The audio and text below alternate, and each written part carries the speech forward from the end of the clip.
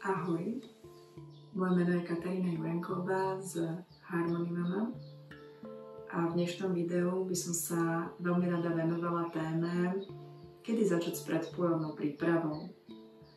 Veľa žien, ktoré sa na mňa obracajú s touto otázkou, má strach, že keď sa začnú pripravovať na pôrod svojho bábätka skoro, tak do pôrodu všetko zabudnú. Môžem ťa upokojiť, je to skutočne len nejaký nepodložený strach, pretože tvoja predpôrodná príprava v podstate už dávno začala. A začala bez toho, že by si sa na nej vôbec zúčastnila vedome. To znamená, že začala v tvojom detstve.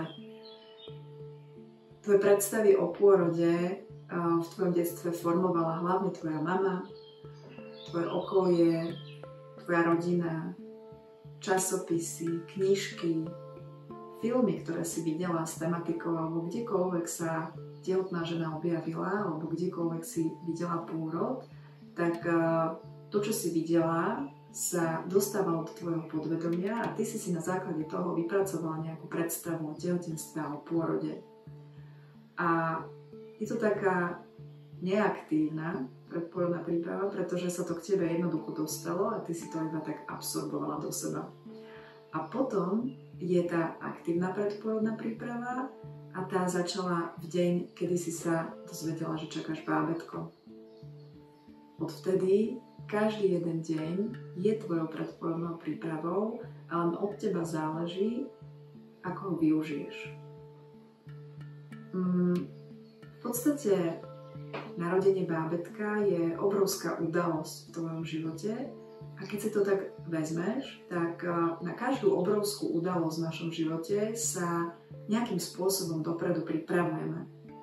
A poviem taký príklad, keď sa rozhodneš, že chceš zabehnúť maratón, tak tvoja príprava na tento maratón bude rozhodne účinnejšia a prinesie lepšie výsledky, keď sa budeš pripravovať 6 mesiacov vopred, ako keby si sa začala pripravovať mesiac vopred.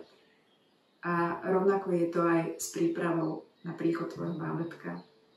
To znamená, že moje odporúčanie je skutočne každý jeden deň venovať sebe, venovať svojmu telu, venovať svojej výžive, svojej psychike, uvoľneniu, naladeniu sa a zároveň získavaniu informácií.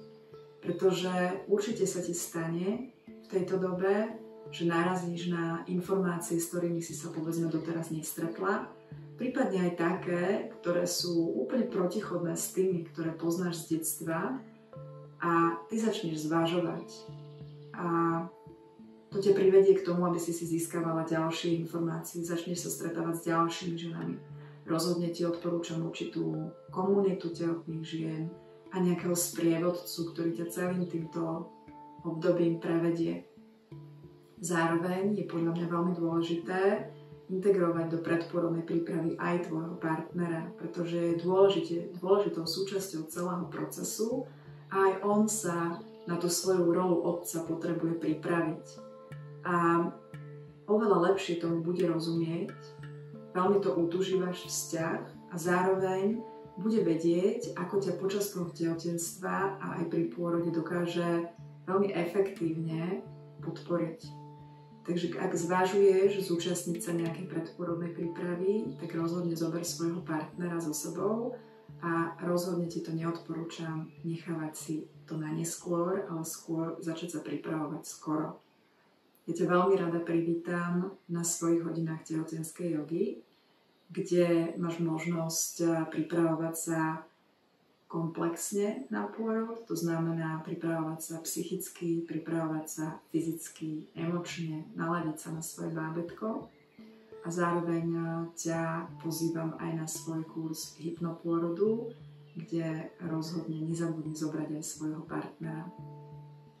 Takže želám ti veľa radosti, veľa lásky na tejto tvojej novej dobrodružnej ceste.